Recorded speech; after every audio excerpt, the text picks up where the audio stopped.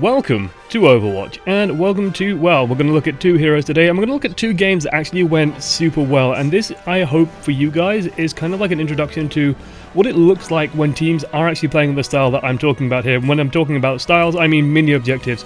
Everyone is basically deciding, okay, I'm going to focus on killing that hero and that hero maybe. You know, you pick about two objectives and then you go for it.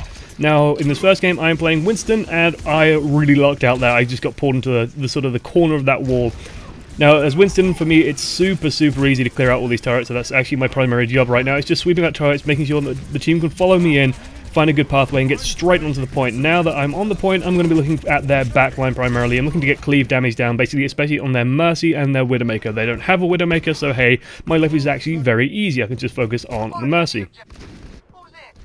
Now, I don't play Winston often. He's by far my least played and my least favorite hero, and that's for a multitude of reasons. I like heroes that have like a high skill cap in aiming and a high skill cap in sort of, I don't know, maneuverability and able to do interesting things and outplay people. Winston's not a hero that you can really outplay on.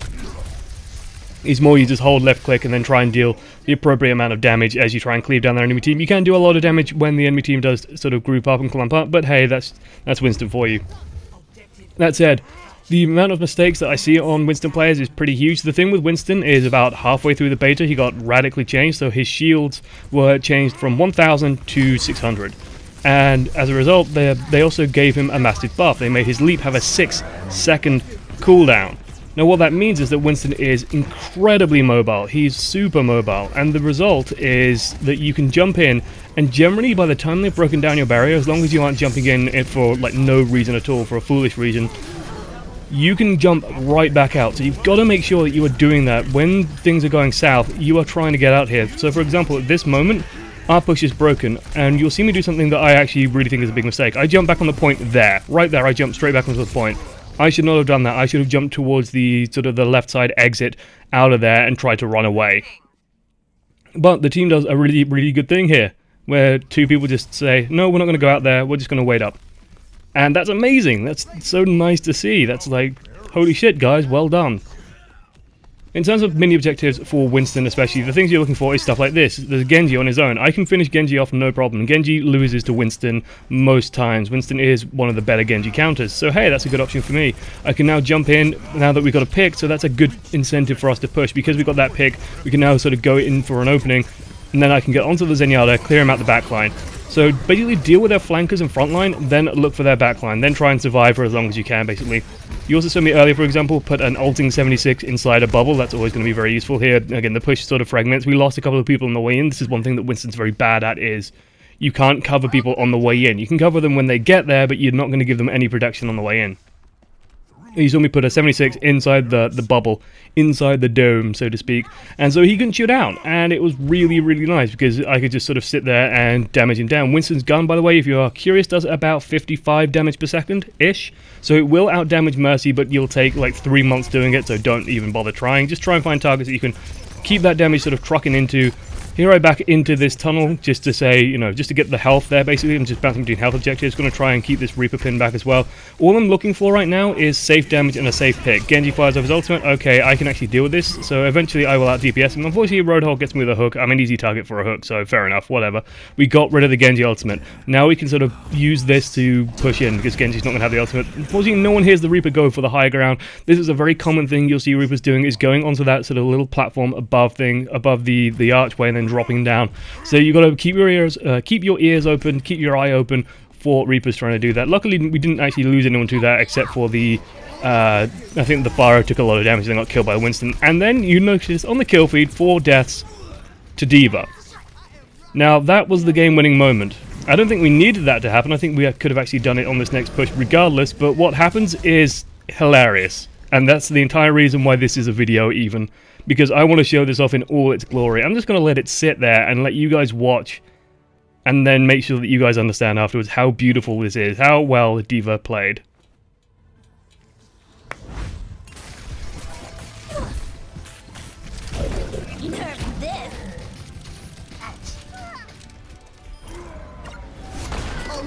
Oh dear.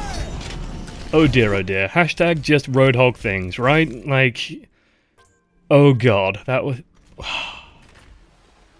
it's beautiful when it doesn't happen to your team. I still think we could have probably won on that push. I think we were in a good position to do it, especially with the bomb sort of keeping them all back, and then just move straight on the point. We have a die ready, we have me almost ready to go with an ult, and we're getting into good positions, getting into good fights. Here, you're going to see a game that goes so smoothly and so cleanly, it's just staggering. Like, after playing this game, it was so satisfying, because this didn't feel like we necessarily massively outplayed them. Like, one of the people, and this is pretty much the same team, by the way, that we went up against before. I decided to play Lucio because, hey, I'm in a supporty mood at that moment. And we have a really, really cool game, because what happens is, again, everyone is picking fights that they're going to win. So Mercy and Pharah went off. Pharah beat their Pharah. Great. Somehow that doesn't get a kill, we just all stay on the point, and we're staying very, very clumped together because we have a good team that's good at being clumped together, with Mercy and Pharah ranging around outside, trying to contest the high ground. The rest of us can just sort of clump up, stay on top of each other, use Soldier 76's healing, my healing, and then just kill anything that comes near with Roadhog. Like, we have a huge amount of damage, it's very clean, very easy, so the payload just doesn't ever stop. We don't need to go and contest the high ground because we have the Reinhardt barrier and so much threat from Pharah, we can kind of do as we please.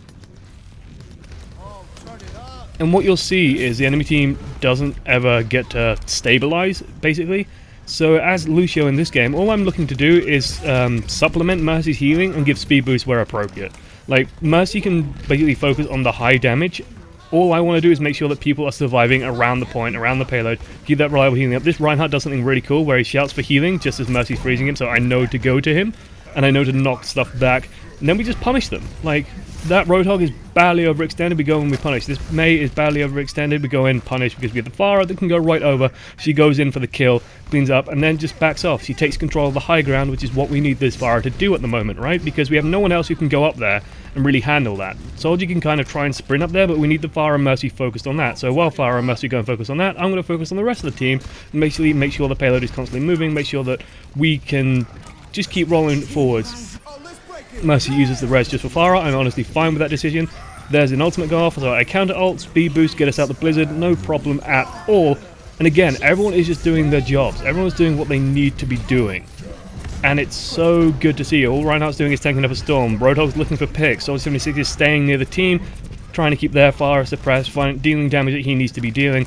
And then I'm just keeping on the payload, healing people up, speed boosting it when it's appropriate, and we just keep rolling forward. It's not like they're being massively outplayed here. Like, they're a bit fragmented, they're not really grouping up, and they're not adjusting the team comp very well. But it's not like they are being massively, you know, it's not like we're ruffle something. We're just being so consistent in what we're doing, and we're just going to keep on doing it, keep on doing it. What they really needed to do, I think, was get a Widowmaker, get control of the Pharah, especially, and then once that Pharah is under control, you can start dealing with the clump a lot better. Again, Roadhog's just barely out of position there. He should not be there. Why was he even there? He must have got caught out with a spawn, maybe? I don't know, but he got stuck in a crappy position. And as such, we just clean up, punish him, get the kill. They've gone for a Hanzo. I really don't like that pick into this team comp. We just have too much healing for Hanzo to be effective. Pharah gets up and over him, gets off a rocket barrage that kills 2 people. She should not have been able to do that. And again, it's just continuous small mistakes that we are just punishing every time. Roadhog ults, gets stunned, gets pushed away. Mei tries to ult, I speed boost everyone out of it. We just have answers to absolutely everything they're doing, and as such, they can't make anything happen. And again, it's such a beautiful looking game because everyone is just doing their job. Everyone is just playing sensibly, making good decisions, making correct decisions, and as a result, this is one of the fastest Watchpoint Gibraltars I've ever played. I think the finishing time is about 3 minutes 38 seconds. It's not the fastest in the world, but it's a damn fast performance.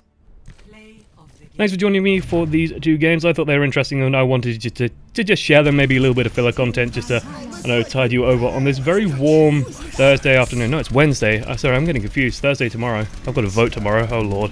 Anyway, thanks for watching to the end. I have been Josh, one voice amongst many. Toodles.